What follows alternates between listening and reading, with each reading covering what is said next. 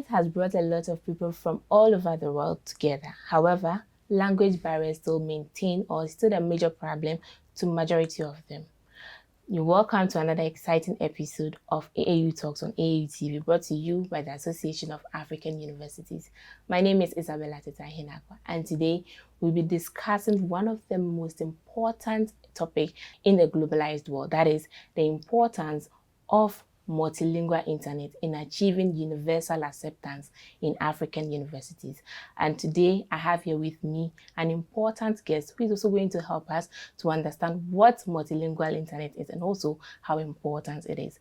We'll go for a quick break. When we come back, I'll introduce our guest to you and then start with the discussion. Stay tuned.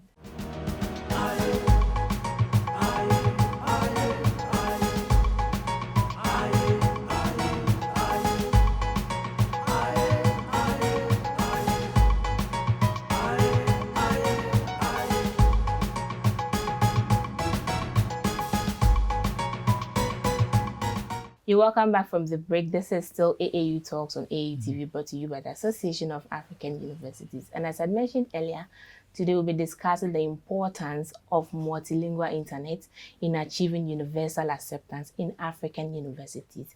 And I have here with me Mr. Pearl Danjinu, who is the Vice President of Global Stakeholders Engagement Africa for ICANN. He's going to help us delve into today's discussion. And you can follow this discussion on our social media handles at Association of African Universities on Facebook and YouTube, and our dedicated website at tv.aau.org. Hello, Mr. Danjinu. You're welcome to AAU Talks. Thank you. Thank you for coming to talk with us on today's topic. I mentioned your name to our audience, but then I'd like you to tell us more about yourself, what you do, and also where you're coming from. Yeah, I'm Pierre Danjinu, and as you said, I'm a Vice President, Stakeholder Engagement at ICANN, which is the Internet Corporation for Assigned Names and Numbers. We do have headquarters in a few places, in Los Angeles, but also in Europe, in Turkish, and also in Asia and elsewhere. I'm in charge of Africa, exceptionally on what we call the engagement strategy of ICANN with Africa. And we can talk more on that later on. And well, we are here to actually make sure that our Africa strategy is going on well. And also we do have a special project that we are launching, and that's why we are here today. Okay. Thank you very much, and you're welcome once again. Now, we are coming to talk about universal acceptance and also multilingual internet.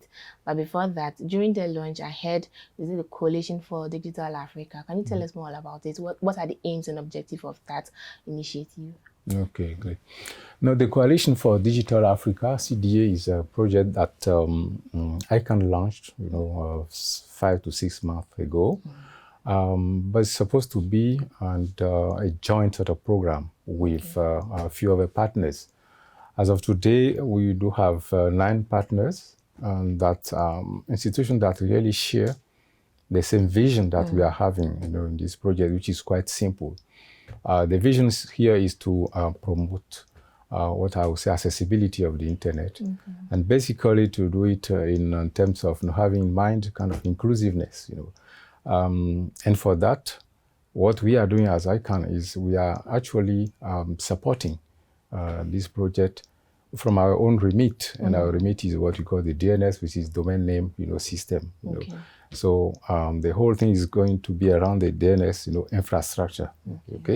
So, and to understand this, we do have many infrastructure that really make sure that internet is possible.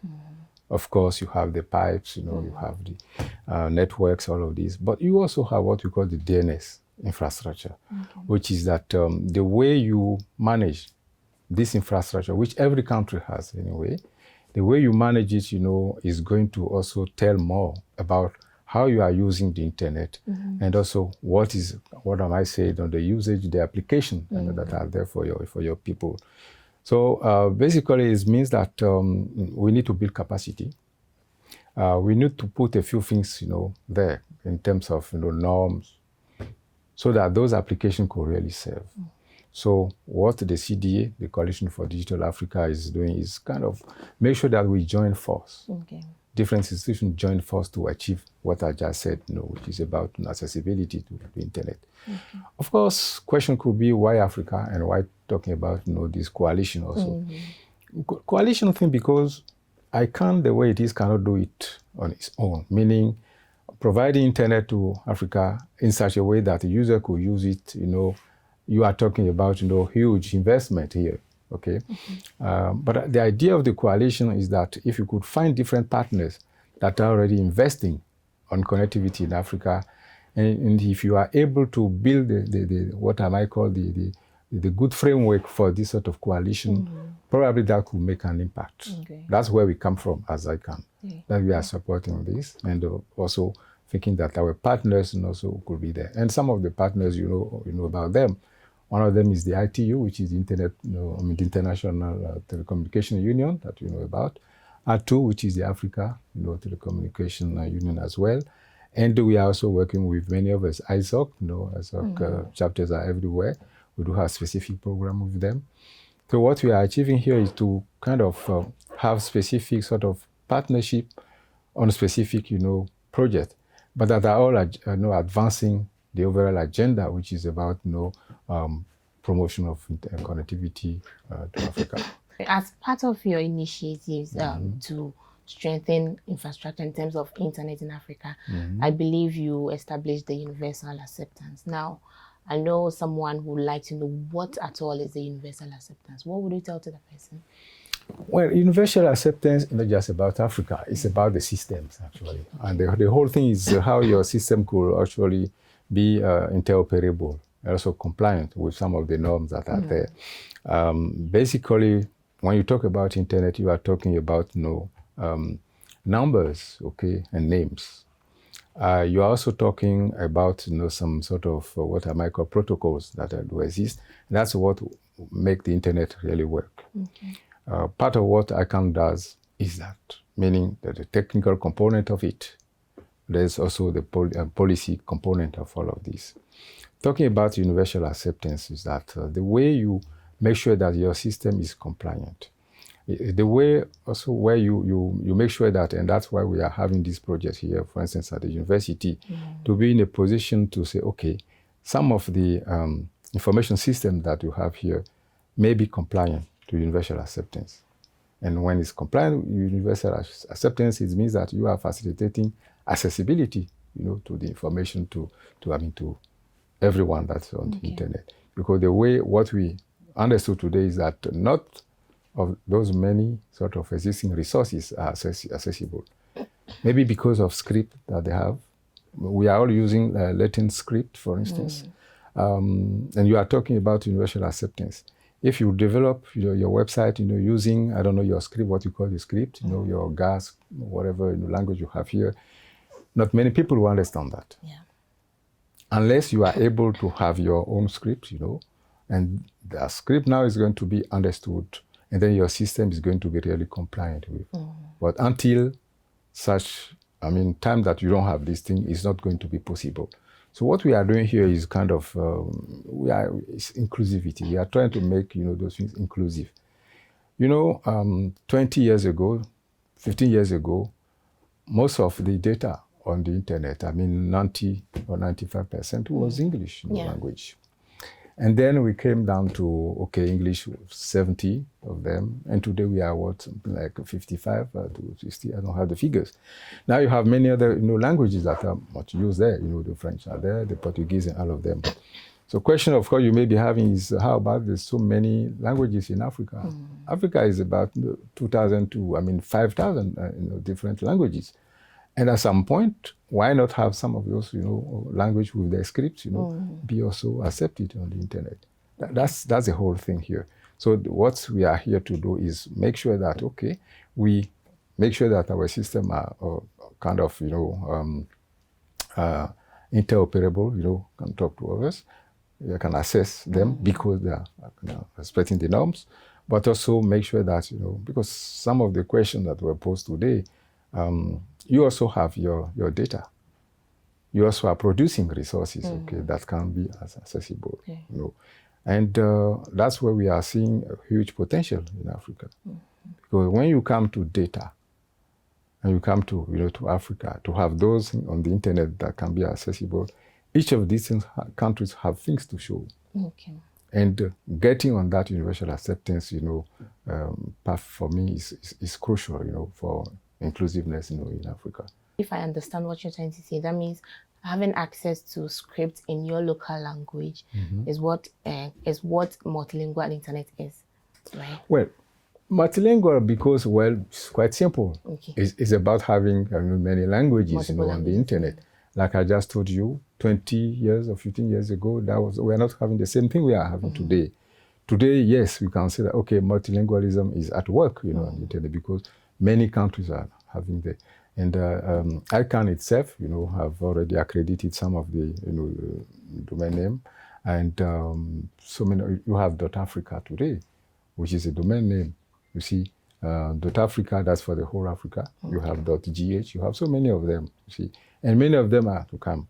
But we are also going to have what we call internationalized domain names, meaning those domain names that are going to use your script, for instance, are now going to be eligible also to the web, which is going to make some difference here. Right, yeah. Right. Now, mentioning domain names, is this project only focusing on domain names, or actually website, the content itself too will be okay, right now it's not about sort of content that we are developing, because ICANN is not in the, no, what you are providing here is what I might call it some tool, okay? Or we are going to equip, people. What we are doing here is, okay, we are going to equip, the universities and research centers in Africa with this tool that will help them, make sure that the systems are compliant. And if they are not, make sure that they are compliant. But at the same time, opening the way for what I might call, kind of a general adoption, of the universal assessment. Meaning, when I'm, for instance, even my email, addresses. Sometimes your email may not be understood eventually. So if your script is there, if you apply the different technique that we are going to show you, they will be there. Okay. And that is going to make a difference. You see. Now, you made mention you're going to provide universities with the tools. Before we go for break, I'd like you to touch on how important is the multilingual internet to African universities? Well, if the whole thing actually boils down to having your languages on the web, you see. And the multilingualism here is quite, like I was saying, it's about having the diverse component of the society in a position to be able to communicate. Okay. And even communicate using their languages. That's what it is. So if you can communicate, then you are always on the path of this multilingualism we are talking about. Meaning you don't necessarily need to be, how should I say, fluent, eventually in English or other languages. But if you are fluent in your language, but also fluent in such a way that you can put it on the web, that's important. So that makes a difference. See, so I don't see whether you see the difference that's going to bring. Maybe because we are used today, okay, it's English, it's French, which is fine. But what we are demonstrating here is that your language also can qualify to be on the web. Great. We'll go for a quick break. When we come back, we'll continue. Okay. We'll go for a quick break. When we come back, we shall delve more into the importance of multilingual internet in achieving universal acceptance.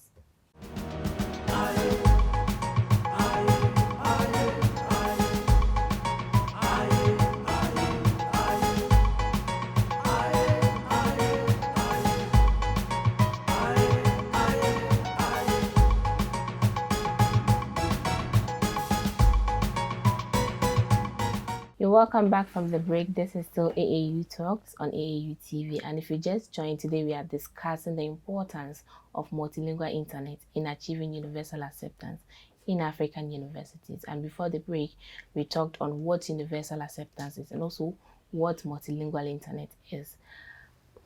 Mr. Danjinu, you're welcome back from the break. Now, to continue, I'd like us to touch on, I can see that this project is focusing or wants to, your target audience, or yes, your target is the African universities. I'm interested to know why the African universities now. Okay, thank you. No, in fact, the Coalition for Digital Africa is, call it a program, under which we do have different, projects, running on it. And that one, universal acceptance at universities and research institutions in Africa, is only one of the projects, many projects we have. Right now, we do have 6 of them, running concurrently. Now, why the universities, in the research centers? When you're talking about universal acceptance, you are talking about, making your system, compliant. This is something that the university needs to understand, first of all. And we are also here for, as we said, is about, equipped, the African universities, with those tools that they need to make sure their systems are compliant with universal acceptance. That's basically what it is. Universities also are about research, and there's some research to be done. For instance, one of your questions was, okay, how about, producing, local content? So once you have your script then in your languages, then the other issue is going to come, which is your local content. Yeah. How do you make sure that is feasible if you don't have people that are skilled, to go that route? So having people from the university and research institution really open the way for that, definitely for the society.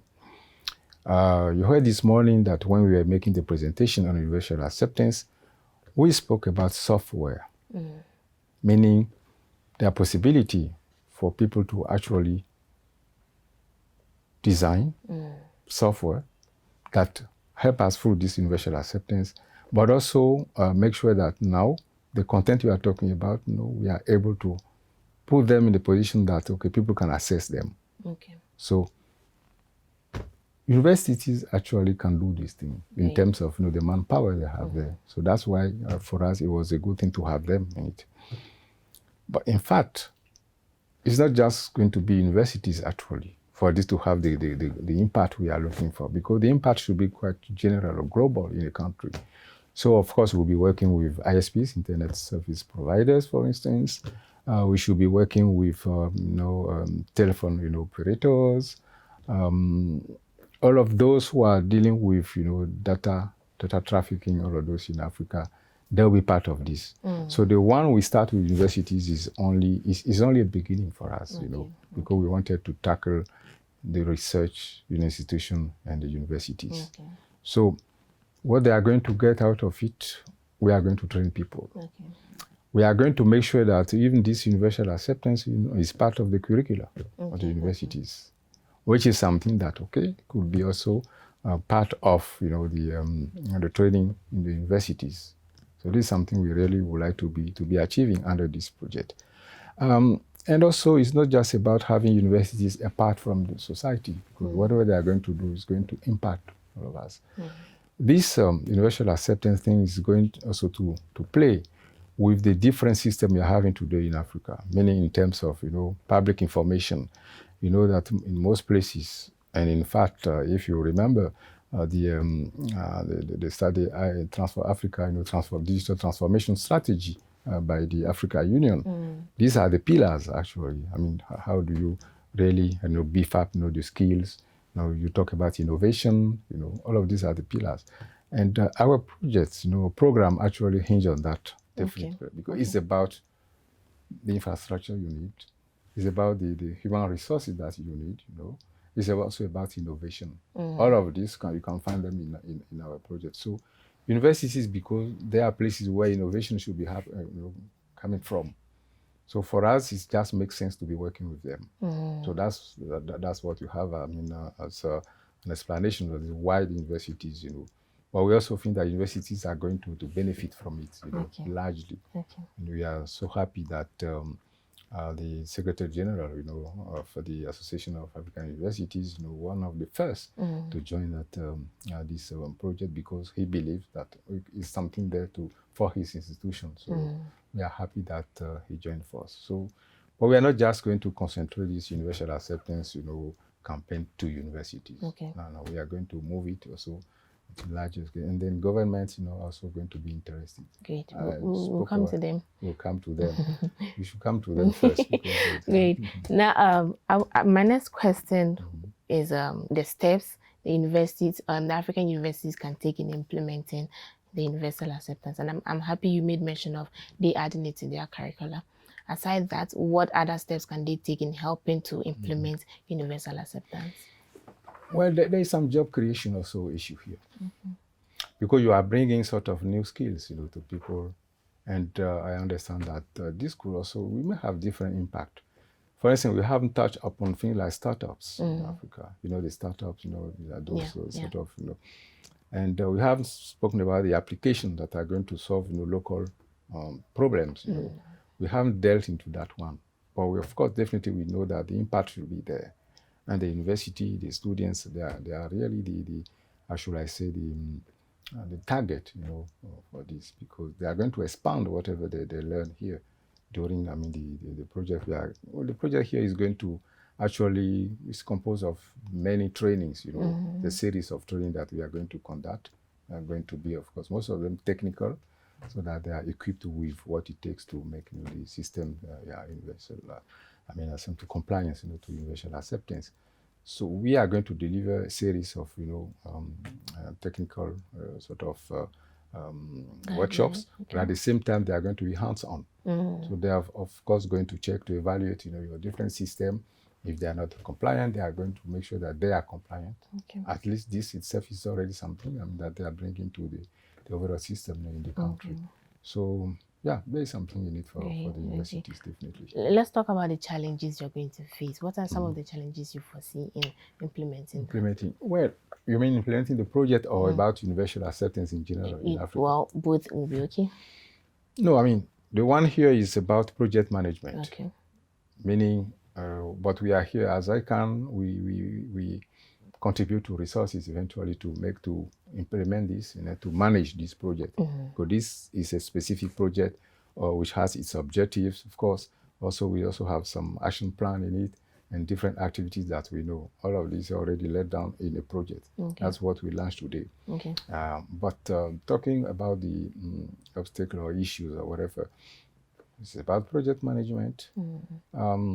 It's about the timeline. Because some of the things we are having here, we do have timeline of deliverables that we really want this thing to really show. So how the ability to stick to that timeline, for instance, to have the desirable deliverable is important for us, for this project. Now, in terms of Africa, it's also going to be about how you tackle this, because you are talking about universal acceptance.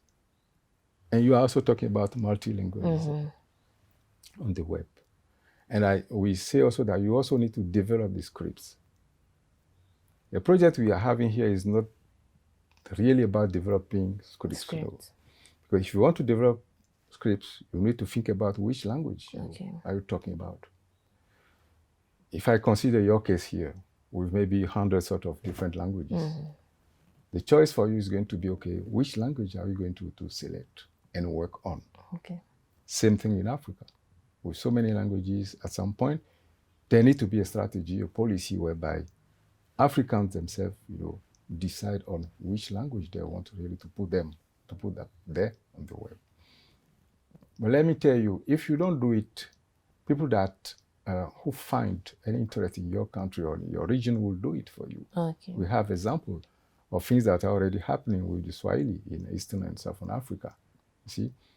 So the challenge is how much of it, the Africans themselves, would put into their own agenda to be in a position to really start this sort of thinking. And one of the things that we advocate most of the time is, how do you form that team? Because it's a teamwork. How do you form that team, maybe composed of linguists, or computer science, scientists, things like that, to be able to sit down and work on the script? That's a challenge. We succeeded this in a country like Ethiopia. They didn't have much choice. They already have at least one language that is, understood everywhere in the country. That's great. But countries that have so many languages, they need to have this sort of choice and select which one they want to really target, and then which team they are able to form to work on that. Of course, working closely with ICANN. I see this as a challenge. The decision need to be taken, and this is not about ICANN. ICANN is not going to impose any language to countries. Countries need to make the selection, and of course we will support to develop, generate the script which is necessary for your language to be on the web. Now, before we talk about the collaborators, also the team, you made mention of timelines. I'm interested to know what are the timelines set for this project? Okay, each of our projects, the way I can launch those projects is for 3 years. Okay. Of course, sustainability should come at some point. That's where the idea of coalition is quite important. Because then you are going to see who is bringing what exactly. We are having talk about, UNESCO and other institutions that they heard about this project and they are likely to be joining, for instance. Great. If they can join force, for instance, and make sure that we do have so many other places where we could always, we could be deploying universal acceptance, that would be great, So the timeline for us is 3 years, but I think that we might have longer term for this, depending on the way the partnership, work. You made mention of UNESCO, and I'm sure other institutions may also be interested in joining. Now, how can they? What support can they bring on board in implementing this project? Well, for instance, the whole idea of this coalition was quite simple. We know that today in Africa there are so many projects. Actually, there are so many. Project on digital sort of economy, digital transformation in Africa, plenty of projects, you might know of them. Different countries, different institutions, are coming to could support, Africa. We know about those things, naming about them, the World Bank, the European Union, and they're all there. So that's not the issue.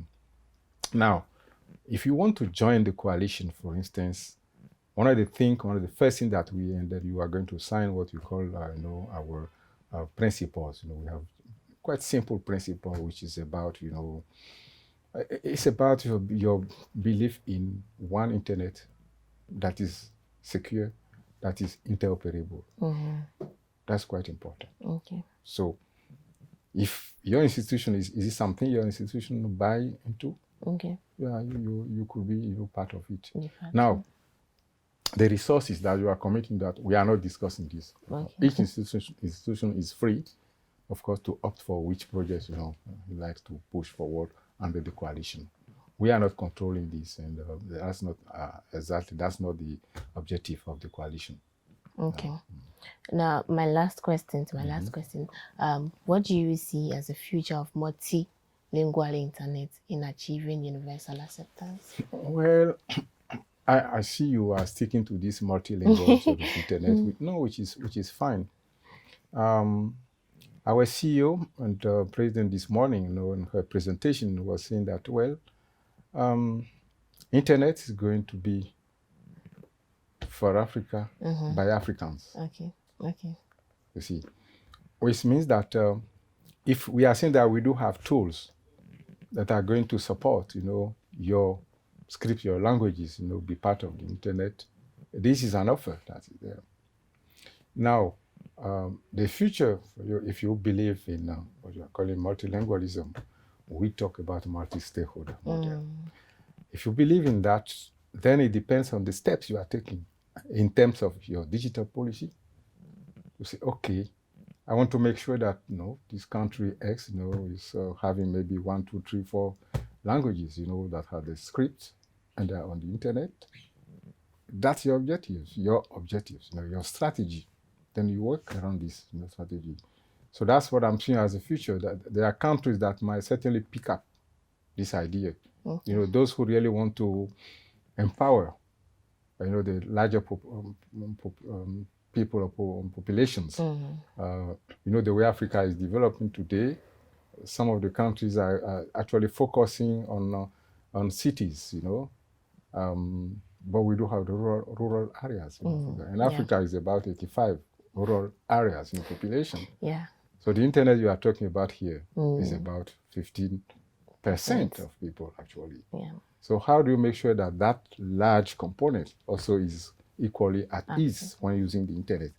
And again, we come to the universal acceptance and to your IDN sort of thing. So I think we are here we want to support. And we also know that there are a land of opportunity around, So how do you pick those opportunities and build those opportunities into your strategies at a national level, at continental level, to make a difference to your population? I think that's the whole thing. And that's something that the country should be doing. It's not about ICANN at all. I mean, as you understand. But it's about ICANN that could provide some support, on it remains, which is the DNS system, the domain name system. Okay. So that's what I could answer. This brings us to the end of today's discussion, where we talked about the importance of multilingual internet in achieving universal acceptance in Africa.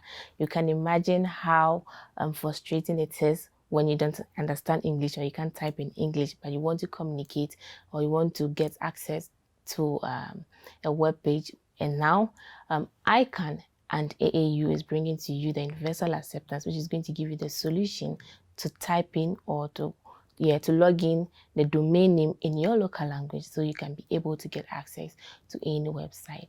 My name is Isabella Teta Henakwa, and I've been your host for today's discussion. You can follow the discussion on our social media handles at Association of African Universities on Facebook and YouTube, and our dedicated website at tv.aau.org. See you again next time.